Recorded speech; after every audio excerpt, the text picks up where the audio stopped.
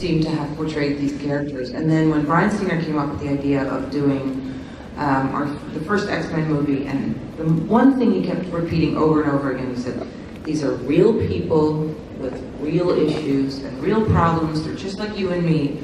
They just happen to be mutants with special powers, but that's not what we want to focus on. So even in every part of the movie, in terms of costume design and whatever, he wanted to make it relatable and really go back to what I think the comic books.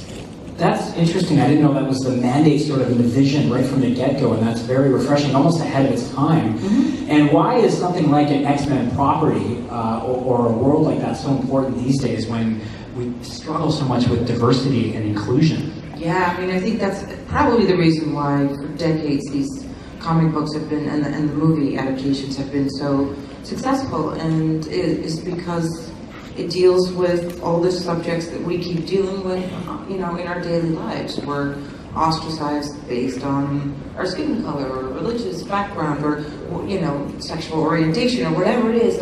It's all these differences that we have between people that, you know, for whatever reason we have trouble accepting one another for those.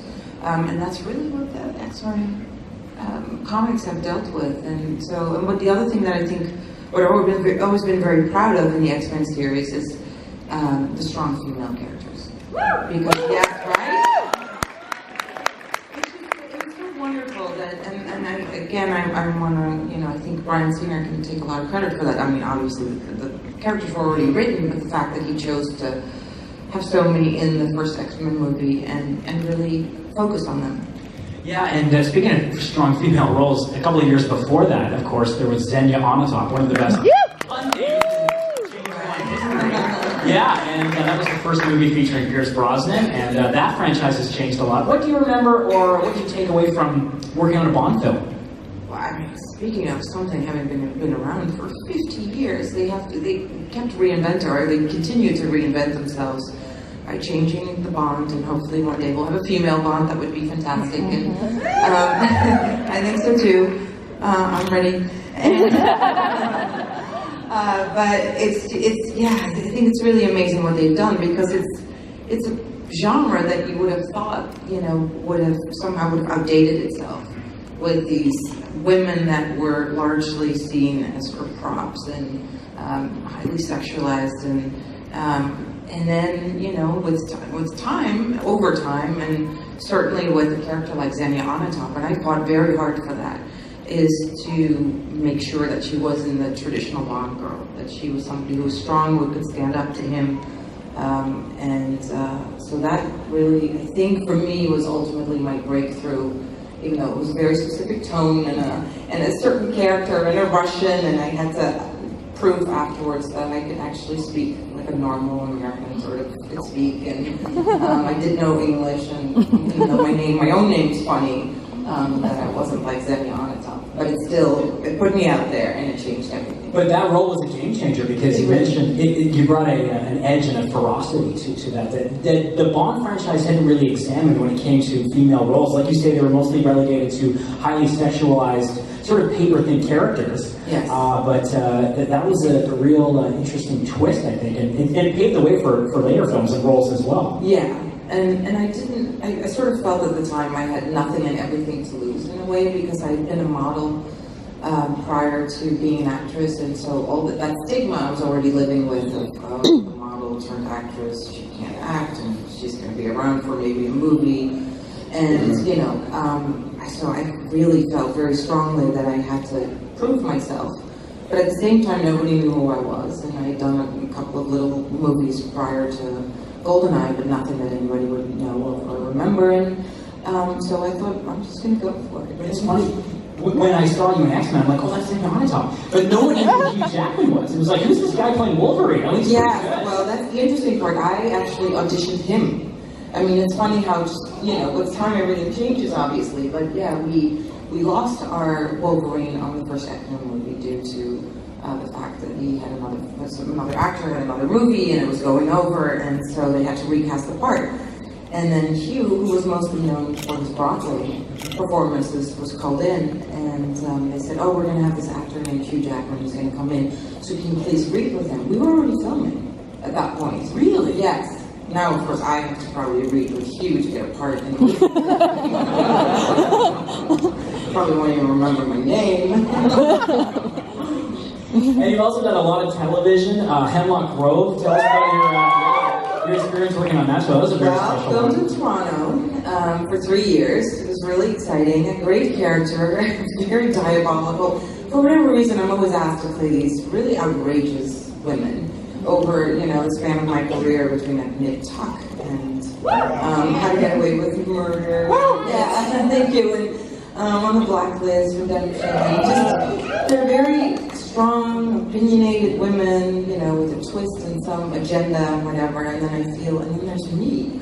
And I don't really understand what they're seeing and why, but it's fun to play these women because they're so different than I am. Yeah, like what do you look for when you see roles that come your way, or do you seek them out in a way? Like, are you looking for a specific archetype of character, or just something that really challenges you, or something that's fresh? It really depends. I mean, it depends per project, but certainly when you do episodic television making, whatever, then it's something you need to be able to grow with, and not somebody that after an episode or two you're like, oh, I'm bored. What can I do next? Well, yeah, and television is now, it's so legitimate, and you talk about character arcs, and there's some stuff being done in television shows that has more depth and production than your average Hollywood movie. So there's a real opportunity for a lot of seriousness for these roles to be taken on the small screen, right? Yeah, that really has changed over the years, especially now, of course, with the arrival of Netflix and HBO and other platforms where you can do episodic storytelling, really high quality with the best writer, directors, actors, everybody in the business, and really take the time to unfold that story and tell that story and have character development in a way that I guess in film you can't do as much anymore because we have these big, wonderful movies like X-Men. But there's a lot of plot, and there's many, many characters, so you don't have that much time for character development. And then we have the tiny little independent films, and whatever was in between, traditionally the romantic comedies and all of those are almost gone. So we now have this wonderful new-ish platform of where we can tell other stories over a length of time, and I think it's been an amazing, especially for us women, I think it's been a game changer because now all of a sudden we are castable again in a way that we haven't been because, they want young people often for the big blockbuster movies or, just that window or that time where you could work that's kind of gone and it's now really on television or episodic, what we want to call it. So it's a very exciting time, I think. And it's a great new form. It feels much more like you're reading a novel in a way as a viewer, because you can, at your own pace, you can decide, do you want to watch the first, 3 episodes, or do you want to binge watch the entire thing, or, it's just like a book. You decide when you want to put it down and when you want to read it. Yeah, and it's like you say, when you compare it to the average 2-hour movie, there's not going to be that much room for that much examination and the character development and the conflict and the nitty-gritty, but yeah, the shows can really spread it out like that. Now, you're a multifaceted performer. You also are a screenwriter, director. Do you do writing these days, or are you mainly focused on acting? It's been a little bit of everything. I mean, obviously, I've only directed one movie, Bringing on Bobby, and then since then I've written, adapted novels, done some writing, and then for whatever reason, because of my career and how discombobulated that gets with traveling and not having a good rhythm, the past 6 months I haven't really written in the way that I wanted to, so I started doing little art projects instead that are more, that I can do in a certain specific amount of time, and I don't have to. Because with writing, I find you really just need to dedicate yourself to it, and you can't just do it between takes or between projects as much. You need to hole up in the log cabin for 6 months and pen away at it, right? I know, that sounds a little scary. I don't know if I would survive that, but I'm scared. Now, talk to us about, if you can, some of the upcoming projects that you have that you're involved in, because you're still very busy. Yeah, I'm trying to be. It's been fun. Earlier this year we shot Redemption, Blacklist Redemption, but we did not get picked up for another season, so that's done. I did make an appearance on the actual Blacklist that hasn't aired yet, so you'll be able to see that. I did a movie with Cuba Gooding Jr. and Cuba directed it. It's called Louisiana Caviar, and I am virtually unrecognizable because I have tattoos everywhere. I designed this complete character. This was so much And your fun. hair's kind of short too, Really right? short hair, it was a wig, and yeah, tattoos everywhere. And it was so much fun to just in between, while we were filming, I would just go like, oh, I need to go get a coffee or something, and I would just walk into a place. And I was treated so differently because I looked so differently. And in the hotel, when I would come in at night, because we tried, it was very time consuming, these tattoos. So we tried to see if we could preserve them overnight. So I had to sleep, you know, with no movement. And it's so humid in New Orleans anyway, so it's really difficult not to sweat them off to begin with, and with wardrobe changes and all of it. And I was allowed to shower, but not rub anything, and no oil, which is really hard for me. So, but just the change in people's perception and how I was treated. Was that kind of liberating for you as well? It was, really. Yeah. I thought, wow, I gotta just think that through and how clearly I think with the way I look, sometimes I can appear standoffish to people or intimidating maybe, and I'm so tall, which doesn't help. Plus you're the Phoenix. I'm the Phoenix, but not everybody knows that. But yeah, there's that. But this, like, you know, everywhere is just talking to me. And yeah, it was fun. What kind of role is that one for you? Who do you sort of play in that I movie? play a lesbian photographer Okay. who's somewhat of a predator in the way that we've seen lately in the news. So yes, she loves women, and she doesn't mind going after anybody, and to the point where it gets her in trouble. And how is it to work with Cuba Gooding Jr.? Oh, he's amazing. He is so energetic. I don't know where that man's energy comes from. I mean, you can see it on screen, obviously, but then to see him. He's still like that guy jumping up and down at the Oscars when Give he me won the for money, Jerry show me the Maguire. money. Yeah, exactly. So to see him go between, you know, behind camera, in front of the camera, and he was wearing these cornrows and his hair in cornrows, and yeah, he's great. I think he's a really good director. I can't wait for the movie to come out. Okay, excellent. Let's talk Taken, because I love those movies as well. What was it like to work with Liam Neeson on those thrillers? Yeah, that was really the reason why I ended up taking that part, because I mean, if we all have seen the people who've seen the movie, we all know it's not a very big character in the film, but it was a no-brainer to me. I can work with Liam Neeson, yes. Yeah, the second one, you actually had a lot more to do. I felt like you were more. Yeah, and then the third one they killed me. But As it goes. they always want to kill me, no matter what I do. They find a way to kill me, and then I'm like a cockroach. I just keep coming back. Every single time, it's like, Jean Grey dead? I don't care. I'm coming back as Phoenix. Phoenix dead? I don't care. I'm coming back in the Wolverine movie and dream sequences. I also love The Blacklist, and it's too bad that Redemption only went one season, but talk to us about that experience, because that seemed like a fun role as well to tackle. It was. I mean, it's episodic. It's very challenging. It's something I'm not used to as much. I've done Nip Tuck, I've done How to Get Away with Murder, worked with them, and Blacklist Redemption, but it's just, I'm a perfectionist, and so it's really hard for me to go like, okay, so I have to learn all these lines, and I have about 3 minutes to do it, and we're gonna change the dialogue on the spot, and so that part of working is not something I'm as comfortable with, because I want my time, and I want to live with the character, and I want to, really just think it through and analyze it and do whatever. And that you don't get that time in television. You just have to be, especially when it comes to network. Blacklist, it goes fast. And we got changes constantly. I mean, I would wake up at 3 o'clock in the morning going, everything's changed. And then by 6 o'clock in the morning, like, oh wait, it changed again. And then I spent the entire night memorizing lines. And then by the time I got to set, I was so tired I could barely say any lines. So probably, I've learned my lesson. I think it's probably better to just try to get the sleep and then do the best with what you can. But it's a different way of working. I like the pace when you're on set and you work and you're filming, you don't have to sit around and wait.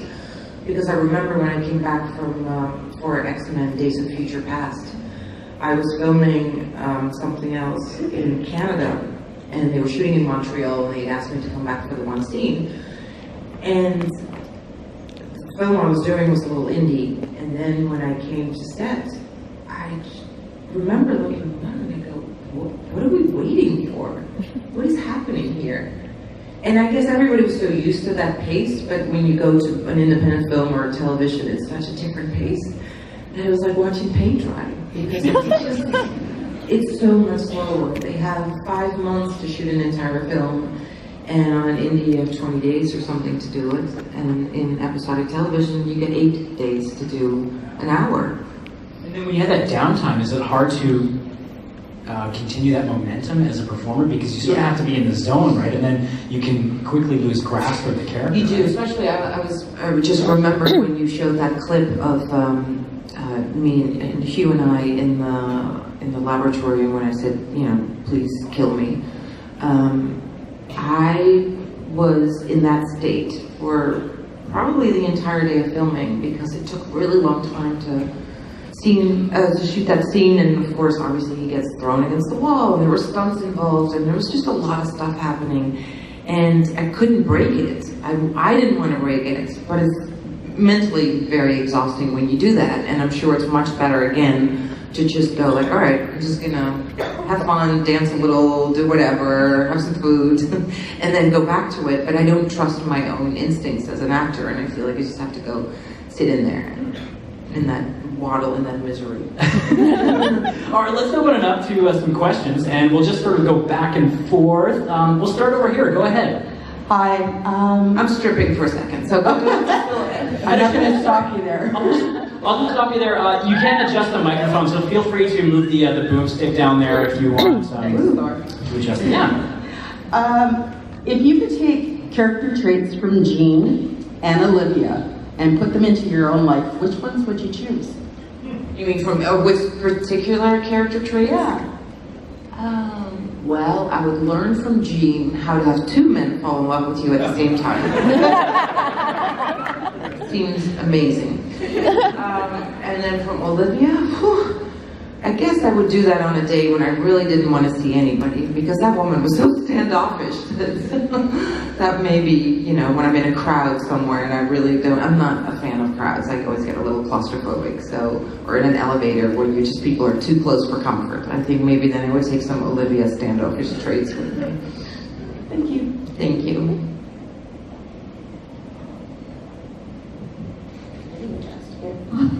Hi,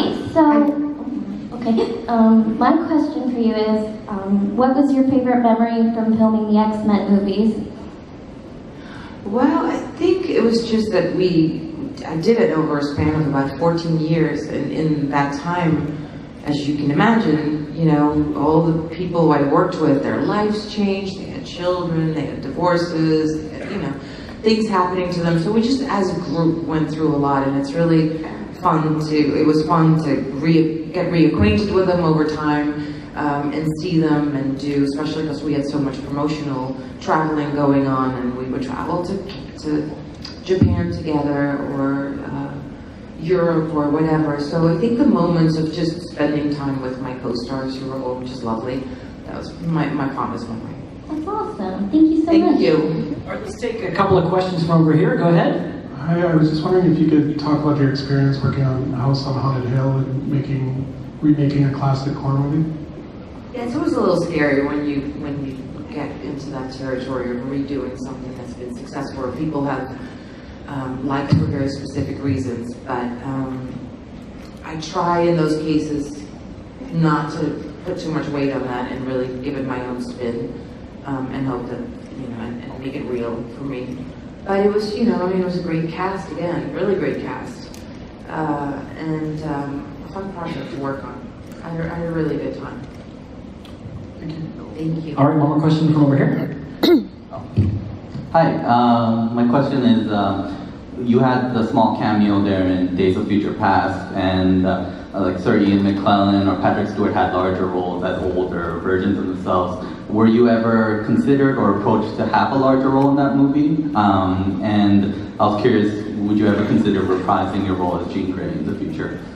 I came back because they asked me to come back, because they said, we have this idea of bringing back the characters, and we want to keep it all very secretive. And so whatever was written was there. I didn't turn anything down. I didn't change anything. It was just there. I was never asked to play a bigger part or anything like that. And it was, because I've been part of that franchise for so long, it's just something that I felt was a good idea, and it paved the way for Sophie Turner to play Jean Grey, because otherwise the character couldn't have been reprised by anybody. So I think it's turned out the best for everybody. That happened that way. Thank you. All right, over here, sir. Hi, you've had the chance to play a lot of range of characters, and so I guess my question is, will you go on a date with me and be my girlfriend? There's always one. Next. Nice try, Val. Okay, let's go over here. Go ahead, sir. You gotta admire the cojones on him. I was wondering what it was like acting on Star Trek with Patrick Stewart. Oh my God, I was so fresh off the boat.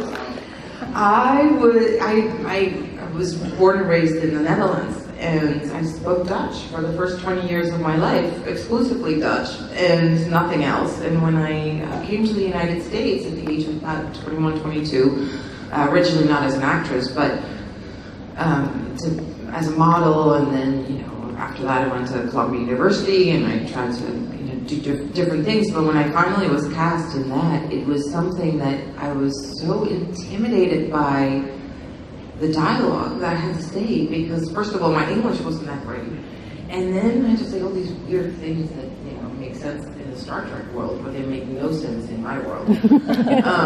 So that again with last minute changes, where on the doorstep in the morning, I'm like, oh no, I have to memorize these lines again. It was a good introduction into television. But such an amazing episode. It's, Kamala, the perfect mate. It really was something that I'm proud that I did it, and I was new to acting, fairly new, and I'm sure if I watch it back now, I'd be like, oh no, let's take an acting lesson together. Let's make some changes here. But I mostly was struggling just to say the lines and sound only like a half a foreigner at that point, which was okay, because I was Kamala. I was from outer space somewhere. All right, one more from over on this side. Hi, Famiki. I was curious to know, with X-Men The Last Stand being kind of a controversial film, do you and your co-stars talk about it, or do you guys think about the other film work that you do? How was X-Men The Last Stand controversial? It was kind of divided when people saw it, as far as I know. Oh, you mean in terms of perception? With Brian Singer maybe not directing it, it had a different feel to it. Yeah, exactly. And I think the thing with sequels to movies and a franchise is that over time, different voices come in. They do come in, and some movies are liked better than others. Even some movies that Brian Singer directed were liked better than the other ones that he did. It's hard to keep its one voice consistently, and there are always going to be films that stand out as better ones than other ones. So I think for me it was personally a great experience, just because I got to enter, partly at least, into Phoenix and Dark Phoenix. So I had some really interesting stuff to do in it, and I'm sure everybody's super excited about the new one coming out with an actual Phoenix story. Yeah, that's right. Yeah, and sure, it was a flawed movie, but there was a good arc to your character there, so there was some finality to it as well, right? Yeah, I think a lot of people were just upset because so many of our characters were killed off. That kind of left, but eventually the door opened for Brian to make Days of Future Past and come up with a way to bring them all back again. But that's probably not, I don't think anybody was ready for Xavier to go. No. Right? That's why they brought him back to play the older version. So, Okay, over here, sir, go ahead. Hi, I really liked your role in How to Get Away with Murder. So I was just wondering if I was wondering if it was challenging for you to play a lawyer, and if you would be reprising your role. Everything's challenging for me, trust me. I'm just, somebody born in another country speaking a different language, and so everything that I do feels different and a challenge for me in a very exciting way. It's just, I don't think I would have liked my life as much if it hadn't had these enormous challenges and hurdles and things in it. But that one was another one. Here I was paired with such an incredible actress that's Viola Davis. Viola Davis. Speaking of, in being intimidated. I mean, what a powerhouse that woman is. So you just do the best you can. You go, like, I'm just gonna go do this thing. I can play a lawyer, I can be opposite Viola Davis, and I'm gonna make this work. I'll figure it out. So that's kind of the way I live my life, is I'm scared, I'm intimidated, and then I just hurl myself off the top of the mountain and hope for the best. Okay, thanks. All right, over here, another question? Hello, Fab. Just wanted to know, what was your favorite swear word? My favorite one? Swear word. In life? Yes.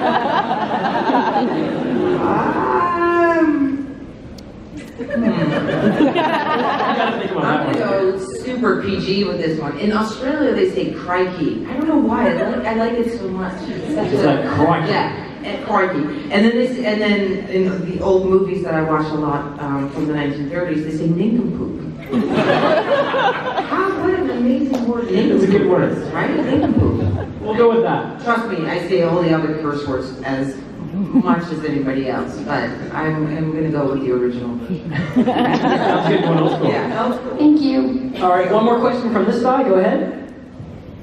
Hi, I was wondering how you felt about Sophie's interpretation of a younger version of your character.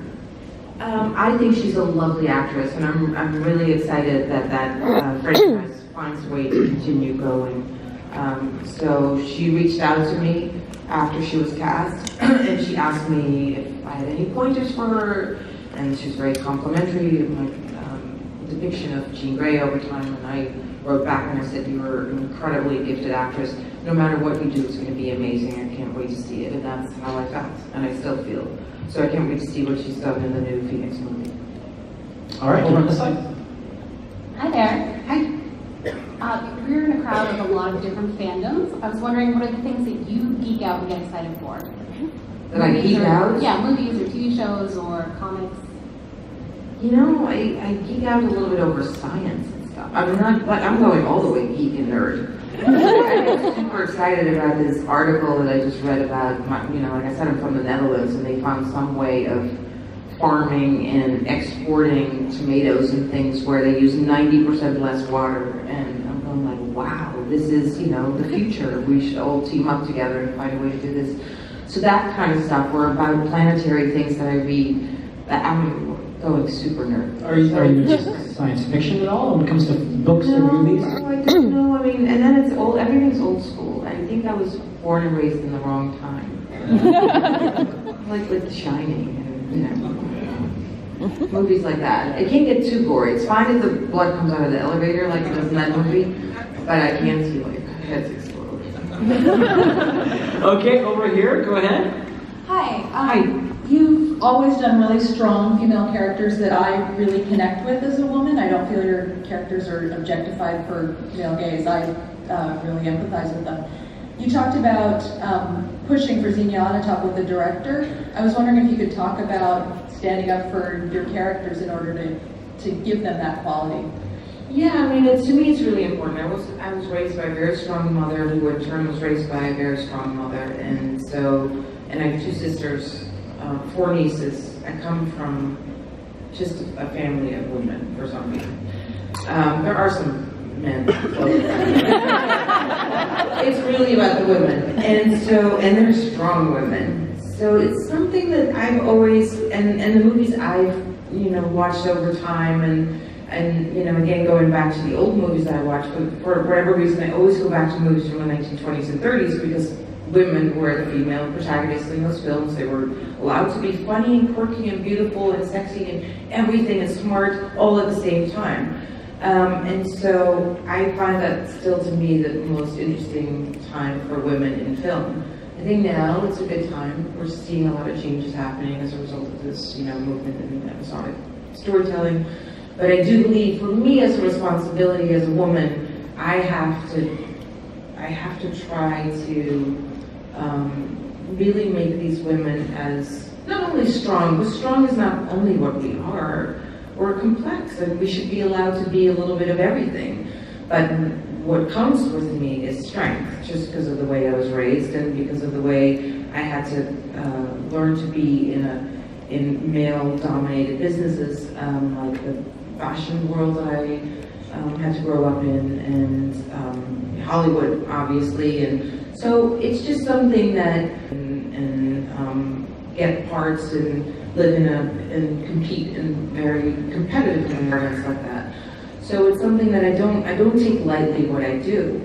I love what I do, but I also know that with that comes a responsibility to people like you who want to have women to look up to, who want to have characters they can identify and associate themselves with. So I try to look at it that way, and if I feel that in whatever way they're objectified, and this is going to be completely, I came up in a movie recently, I won't name any names, whatever, but I was asked to take off my top, and it felt an entirely gratuitous moment and had nothing to do with what the story was about or wouldn't have moved, didn't work for the character, and I really had to fight and stand up to make sure that didn't happen. And so it's just, you know, you have to be protective of yourself, but you also have to be protective of your character, and you have to have an understanding of the larger platform that's involved in that.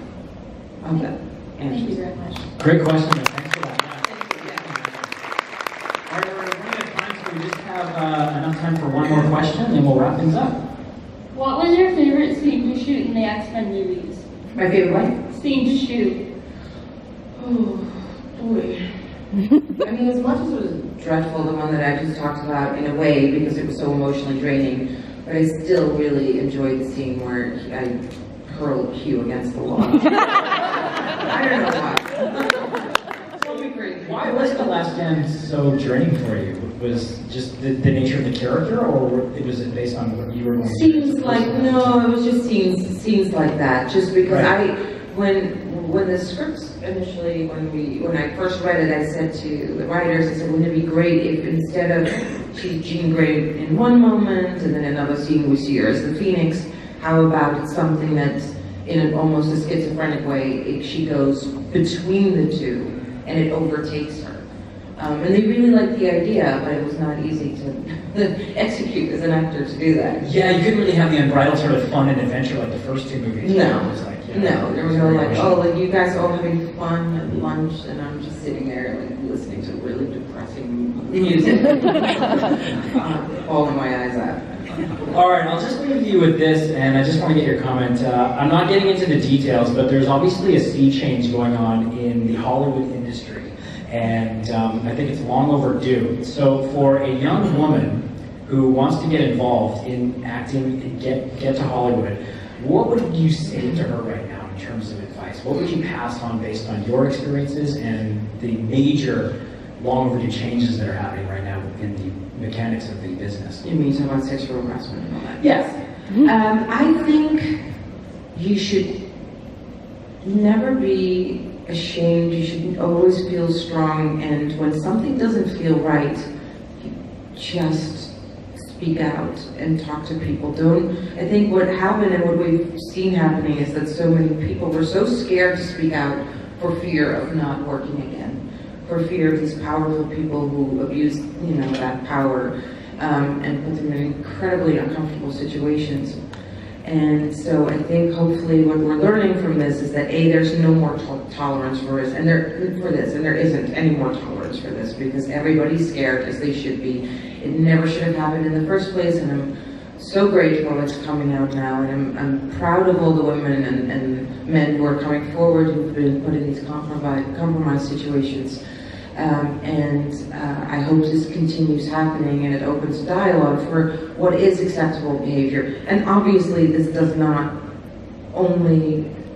only not true in the film business in Hollywood. This is true for every business, because women have been treated that way for so long. So it's just coming to light, and the fact that it's coming to light in a business like Hollywood is good because it becomes very public. If it had come forward about, a case of somebody working at McDonald's or something, it probably wouldn't have gotten as much press, even though it should have, but it wouldn't have probably. The fact that it's coming out in Hollywood in such a, in a field, a business where people are constantly, out in the spotlight and everything is dissected that they do, it really has opened this as a dialogue for all of us to question our own behavior, what is acceptable and what is not acceptable. So, Don't put yourself, if you can, in a compromised situation. When you find yourself in a situation you're uncomfortable with, get out of it, speak to somebody, speak your truth. Don't be afraid, because you're not alone. I mean, that's what we've learned. We're really not alone in any of these cases. So many of us have dealt with this. Thank you so much for spending Thank you.